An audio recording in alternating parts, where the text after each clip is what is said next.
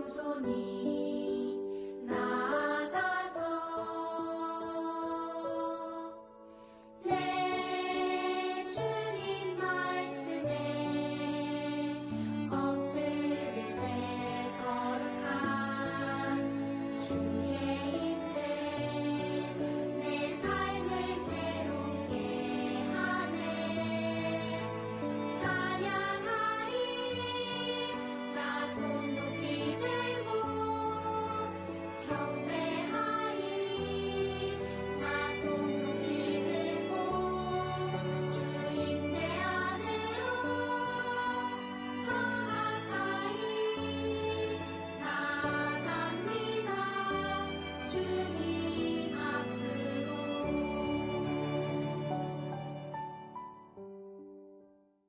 하나님, 이번 주도 각자의 자리에서 예배드리게 하시고 안전하게 지켜주셔서 감사합니다. 저번에 기도해놓고 나쁜 생각, 나쁜 말, 나쁜 행동한 것 죄송해요. 오늘 전도사님을 통해 한 주간도 하나님 말씀대로 살게 해주세요. 잊어버렸다면 성령님께서 생각나게 해주시고 깨닫게 하여 주세요. 코로나19로 인해 고통받는 사람들이 많아요. 그 사람들을 고쳐주시고 수고하는 의사, 간호사, 선생님들께 힘을 주세요. 오늘 말씀 전하시는 전도사님께도 은혜를 부어주시고 힘을 주세요. 듣는 우리도 집중해서 듣게 해주세요. 우리를 죄에서 구원하신 예수님의 이름으로 기도드립니다. 아멘.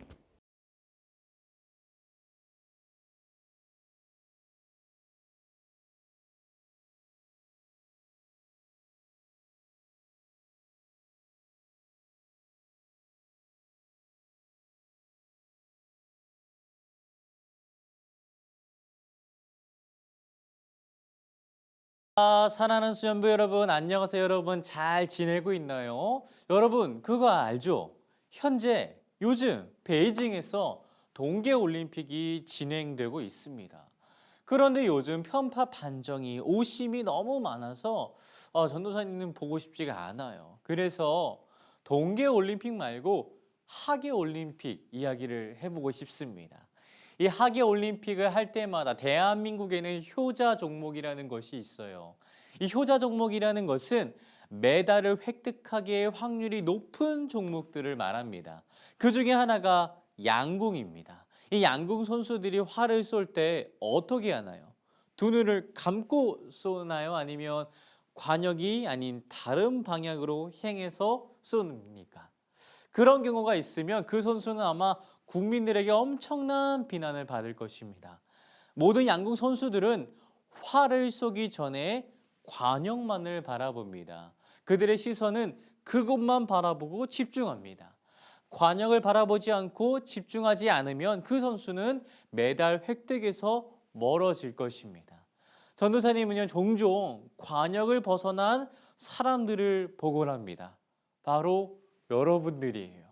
여러분들에게 설교를 하다 보면 간혹가다 여러분의 눈빛이 희미해질 때가 있습니다. 학교 다닐 때 선생님이 딴 생각하는 사람 여기서 다 보여 라고 하신 말씀이 기억이 납니다.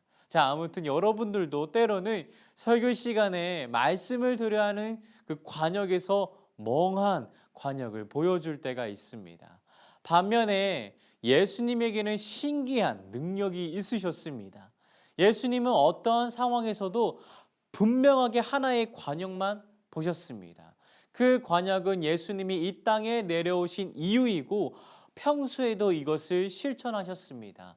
오늘 우리가 읽은 말씀 45절의 말씀을 다시 한번 읽어보겠습니다. 인자가 온 것은 섬김을 받으려 함이 아니라 도리어 섬기려 하고 자기 목숨을 많은 사람의 대속물로 주려 함이니라. 예수님께서 보고 계신 관역은 섬김을 받기 위해서가 아니라 섬기려 하고 예수님 자신의 목숨을 많은 사람들에게 희생하는 것입니다. 예수님은 이 관역을 매 순간 보고 계셨습니다.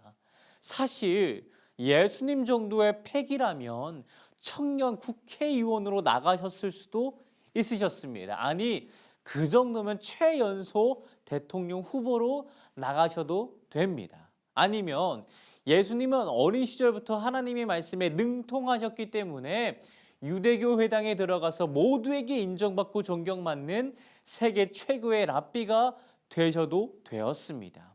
그러나 예수님은 그렇게 하지 않으셨습니다. 왜냐하면 그것들은 예수님의 관역이 아니기 때문입니다. 자, 안타깝게도 우리의 삶은 정반대입니다. 우리의 삶은 산만합니다. 자, 매일매일 듣게 되는 소식들, 그리고 최신 제품이라고 생각했던 것들, 그 뒤에는 금세 또 다른 최신 제품이 등장하고요. 유행하는 컨텐츠도 빠르게 변화하고요. 뿐만 아니라 우리들은 수학 공부도 해야 하고 국어 공부도 해야 하고 사회 공부도 해야 하고 과학 공부도 해야 하고 정신이 없습니다. 뿐만 아니라 우리는 왜 이리 먹고 싶은 게 많은지 모르겠습니다. 오늘은 치킨이 먹고 싶고 내일은 족발이 먹고 싶고 오늘은 또 다른 브랜드의 치킨이 먹고 싶고 그 다음 날에는 라면이 먹고 싶고 우리는 참 바쁘게 사는 것 같아요. 하지만 잊지 말아야 합니다. 하나님은 우리가 예수님처럼 하나의 관역을 바라보며 살아가기를 원하신다라는 것을요. 예수님처럼 하나의 관역을 바라보는 그 마음을 갖기 위해 두 가지 질문을 통해 자신을 돌아봤으면 좋겠습니다. 첫 번째는 나는 하나님의 계획에 딱 맞게 살고 있는가를 스스로에게 물어봐야 합니다. 여기서 말하는 하나님의 계획은 그 자녀는 하나님의 자녀들을 죄에서 구하는 것입니다. 다시 말해 예수님께서 보고 계셨던 관역이 우리의 관역이 되는 것입니다. 하나님께서 이 땅에서 죄에 빠져 살아가는 사람들에게 멸망을 주시려는 것이 아니라 생명, 영원한 생명을 주시려는 그 관역.